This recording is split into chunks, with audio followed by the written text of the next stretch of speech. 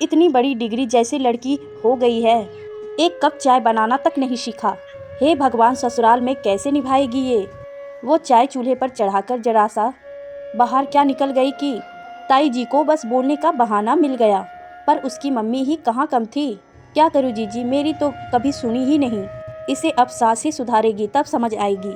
मन में तो डर बैठ ही गया था ये वदा के पता नहीं क्या होगा ससुराल जाने पर, और पता नहीं कैसे होगी ये सास। मन में बचपन से वह बैठा हुआ वह डर एकदम सच होकर सामने आया था कि बेहद व्यस्त और बड़े नियम कानून वाली सास मिली थी उसको। सुबह सवेरे उठकर जाने कितने काम निपटा कर वो तो 9:30 बजते बजते अपनी शॉप के लिए निकल जाती थी, तो पति और देवर के नाश्ते की जिम्मेदारी स्वयं उसके ऊपर आ जाती। 2 बजे तक ससुर जी घर आते थे तो लंच समय से बनाकर तैयार रखना ही पड़ता था।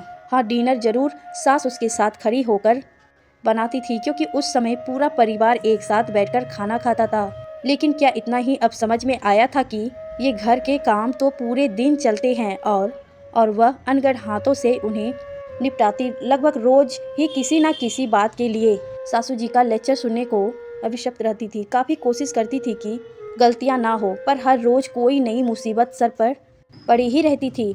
अब कल शाम को ही पतिदेव ने कुछ मित्रों को घर पर बुला दिया था और नई नई बीवी से चाय पकौड़े की फरमाइश कर डाली। थोड़ी चुलबाजी और थोड़ी छेड़छाड़ करते पति उनके दोस्त। उस समय उसका मूड बहुत अच्छा था। हल्की हल्की धुन पर थिरकते हुए उसने कढ़ाई चढ़ाई और अनवारी के नीचे वाली दराज में रखा हुआ तेल झटके से उठाकर जो कढ़ाई में डालने चली, शायद ढक्कन ठीक से बंद नहीं था, शायद केन ज़्यादा भरा हुआ था, या पता नहीं क्या हुआ। हर तरफ सिर्फ तेल और वह सिर्फ बीच में खड़ी थी।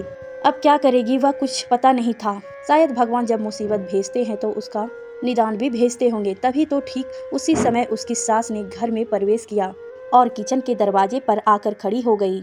2 मिनट उन्होंने वास्तु स्थिति को समझने में लिया और फिर बोली, गैस बंद करो, तुम्हारी कढ़ाई जल रही है और जहाँ खड़ी हुई वहीं रहना, वरना पैर फिसल जाएगी। 1-2 मिनट के अंदर वह कपड़े बदलकर पानी की बाल्टी और सर्फ के डब्बे के साथ सामने खड़ी थी। समस्या का निदान समझ में आते ही प्रियंवदा के होठों पर मुस्कान आ गए, और फिर तो सास बहू ने मिलकर किचन के साथ और भी ना जाने कितना कुछ चमका कर साफ कर दिया। चंद्रमा को सिर्फ चाहने भर से कुछ नहीं, आज सासू माँ ने उसे सिखा दिया था।